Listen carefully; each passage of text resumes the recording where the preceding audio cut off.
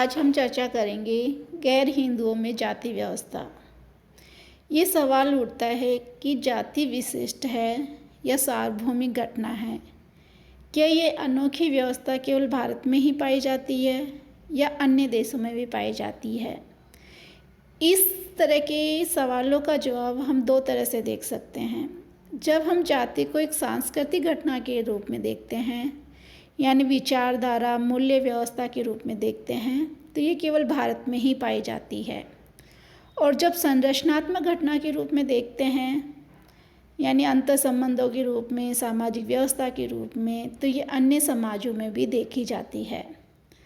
स्वतंत्रता से पूर्व जनगणना आयुक्त ने भारत में जाति की तरह ही अंतर्विवाह समूह और गैर हिंदुओं में व्यावसायिक विशिष्टीकरण होने की रिपोर्ट दी थी।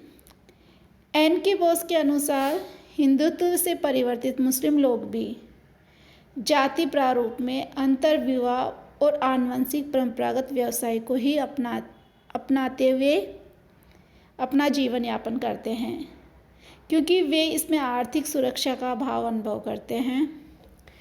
और 1956 से 1965 के बीच आर गुप्ता द्वारा उत्तर पश्चिमी उत्तर प्रदेश के एक गांव में मुसलमानों का अध्ययन किया, तो उन्होंने भी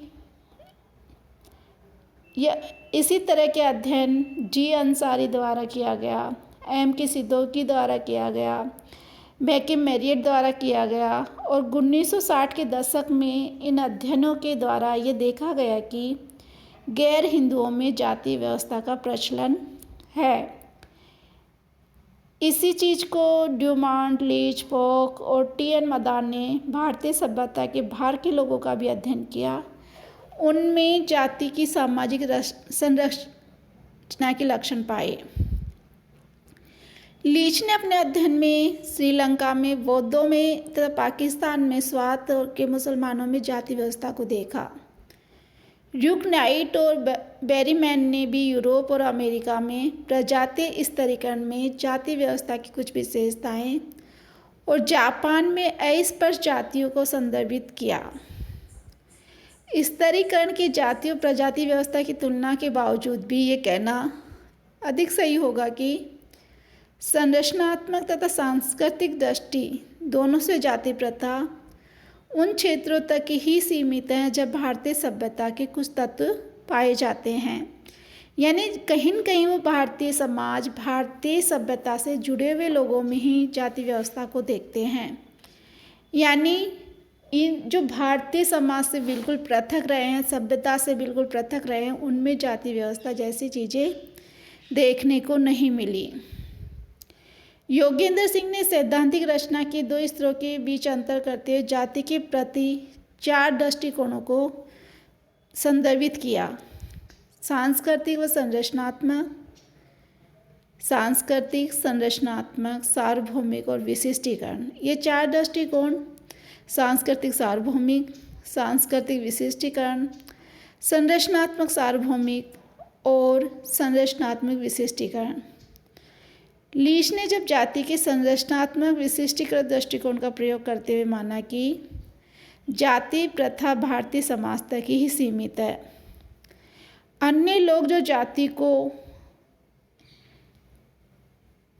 एक संरचनात्मक सार्वभौमिक दृष्टिकोण से देखते हैं, मानते हैं कि भारत में जाति सामाजिक स्तरीकरण के बंद स्वरूप की एक सामान्य घटना है। प्रोफेसर घुर्रे जैसे समाजशास्त्रियों का तीसरा दृष्टिकोण भी है, जो जाति को सांस्कृतिक सार्वभौमिक घटना मानते हैं, विशेष रूप से श्रेणी क्रम में जो व्यक्तियों समूह के क्रम को निश्चित करने का आधार बनाता है। घुर्रे कहते हैं कि जाति जैसा स्तरीकरण का आधार अधिकतर परंपरागत समाजों के रूप में भारत में जाति परिस्थिति आधारित सामाजिक स्तरीकरण की सामान्य व्यवस्था का एक विशेष स्वरूप है। पूर्व में मैक्स वेबर ने ये बताया कि ये दृष्टिकोण समकालीन समाजशास्त्रियों में भी प्रचलित रहा है। और जाति का जो चौथा विचार है सांस्कृतिक विशिष्टीकरण का, उसमें ड्यूमांट ने जाति को केवल भारत में ही पाया। योगेंद्र सिंह ने जाति के संरचनात्मक विशिष्टीकृत विचार को मानते हुए कहा है कि संस्थात्मक असमानता और उसके सांस्कृतिक व आर्थिक अवयव वास्तव में वे कारक हैं जो भारत में सामाजिक स्तरीकरण की अनोखी व्यवस्था के रूप में बनाए हुए हैं। संरचनात्मक दृष्टि से जाति में 4 मुद्दे विशेष रूप से दिखाई देते हैं।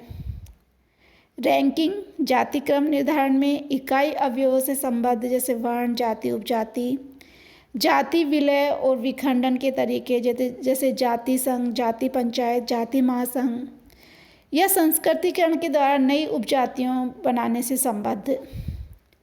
तीसरी चीज़ उन्होंने बताई कि सामाजिक गतिशीलता की अंतक्रिया में जाति प्रभुत्व संघर्ष से संबद्ध होती है। और चौथी चर्चा उन्होंने की जाति व्यवस्था में सामाजिक गतिशीलता के विस्तार से संबद्ध। इन संदर्भ में भी जाति केवल भारत में ही पाई जाती है। तो हम जैसे विदेशी अध्ययनों के आधार पे, स्थानीय अध्ययनों के आधार पर, मुस्लिम समाज के अध्ययनों के आधार पे हम ये कह सकते हैं कि संरचनात्मक, सांस्कृतिक और विशिष्टीकरण के रूप में जाति के एक ऐसी व्यवस्था है जो केवल भारतीय समाज का प्रतिनिधित्व करती है। धन्यवाद।